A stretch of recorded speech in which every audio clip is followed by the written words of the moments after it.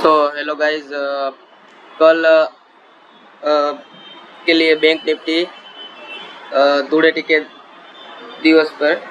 और अभी तक मेरे चैनल पे नए हो तो सब्सक्राइब बटन को दबाना मत भूलना। तो आप देख सकते हो अभी एक दिन के चार्ट में ये कैंडल जो रेड कलर की बनी है वो शूटिंग स्टार, मतलब कि वो शूटिंग स्टार के जैसे यहाँ पर बायर यहाँ पर एक्टिव हुए थे, लेकिन यहाँ पर जो जो भी बायर था उसने प्रॉफिट लिया, मतलब कि इतने से मूवमेंट में प्रॉफिट लिया, वो यहाँ से निकल चुके थे, वो निकल चुके हैं। तो ये और दूसरी बात ये कि ये ट्रेड लाइन मैं आपके सामने ड्रॉ कर रहा हूँ, तो कि ये ट्रेड लाइन है, ये ट्रेड लाइन, तो आपके सामने ये ट्रेड लाइन है। तो ये ट्रेड लाइन यहाँ से यहाँ तक के लिए ये ट्रेड लाइन है। तो जो भी वो ट्रेड लाइन है, तो वो ट्रेड लाइन को टच करने के बाद ही उसका, अभी तक टच करने के बाद ब्रेक नहीं हुआ है, ब्रेक हो जाएगा वॉल्यूम, उसके बाद ही हमें जो कुछ भी मिलेगा। तो और ये डबल बॉटम की तरह भी बन चुका है, तो डबल बॉटम की तरह बन तो यहाँ पर होना चाहिए, इसके बाद यहाँ पर ब्रेकआउट देके उधर जाएगा, तो वो भी नहीं आया है। ओके गाइस, तो और कल आज 8 मार्च है, तो कल 8 मार्च को क्या होगा, बैंक निफ्टी फिर से वापस 41,000 के नीचे, मतलब कि 41,000 के नीचे 40,000 के आसपास, 40,500 के आसपास आ सकती है, या फिर अब जाने का चांसेस 42,000 और 42,000 के अप में आ सकती है।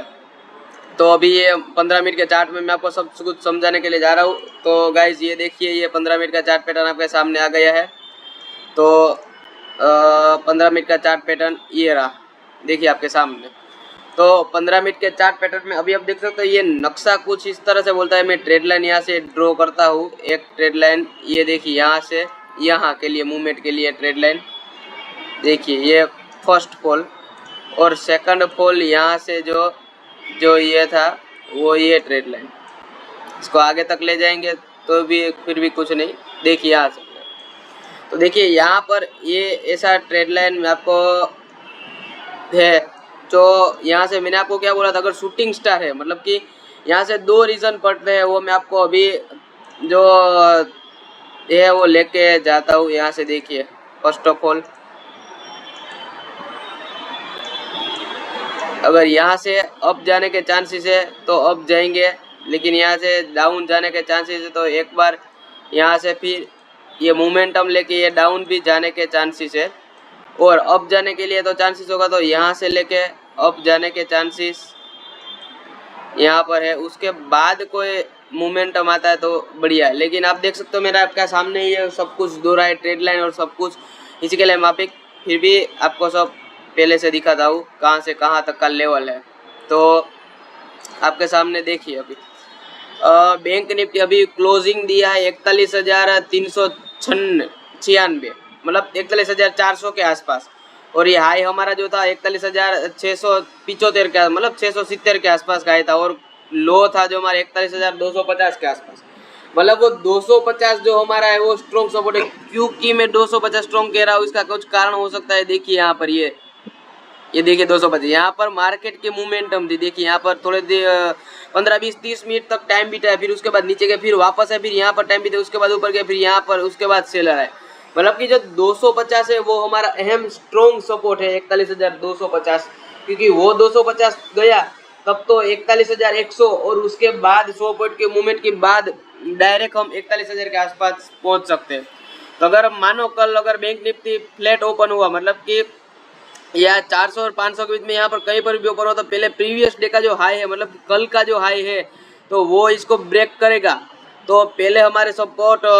जो हो गए, मैं यहाँ पे लिखता हूँ, आप भी याद रखते हैं। पहले जो हमारे सपोर्ट होंगे वो 500, मतलब 670 को बाय करेंगे, तो पहले हमारे जो सपोर्ट एक बार रीटेस्ट करके बात करेंगे, तो पहले सपोर्ट की तरफ से मैं लिखता हूँ कि 41,770, 41,770 पे हमारा पहला टारगेट होगा। ओके, उसके बाद 41,888 का दूसरा टारगेट होगा, और उसके बाद 41,950, वो छेले से छोटा मोमेंटम है 950, और 41,000 के बाद, क्योंकि 42,000 तक ये मार्केट जाएगा, तो यहाँ से सेलिंग प्रेशर बढ़ेगा, तो वो उस वक्त 42,000 जाने के बाद ही हम डिसाइड करेंगे, क्योंकि 42,000 जाने के बाद वहाँ पर रिटेस्ट होगा और मुझे लगता है ये 985 इसका अहम सपोर्ट है ये, तो उसके बाद ही हमें कुछ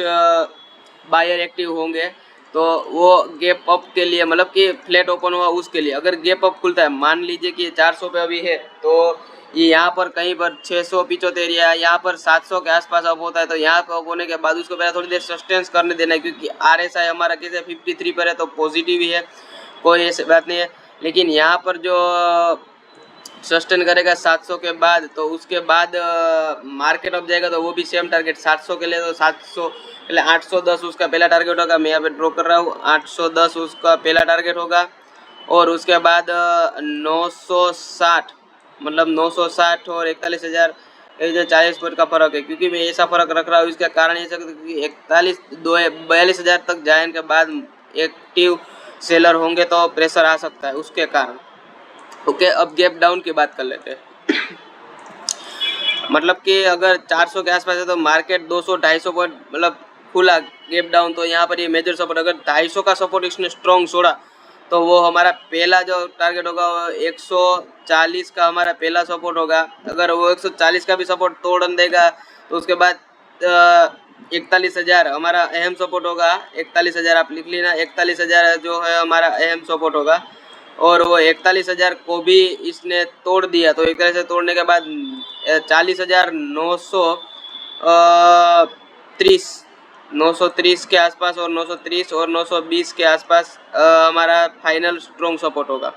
ओके गाइज, तो ये मैंने आपको गैप अप, गैप डाउन और मार्केट फ्लैट ओपन होता है उसके बारे में दिखाया। और रही बात ही कि एक्सपायरी ट्रेडिंग की आ रही है, वो 9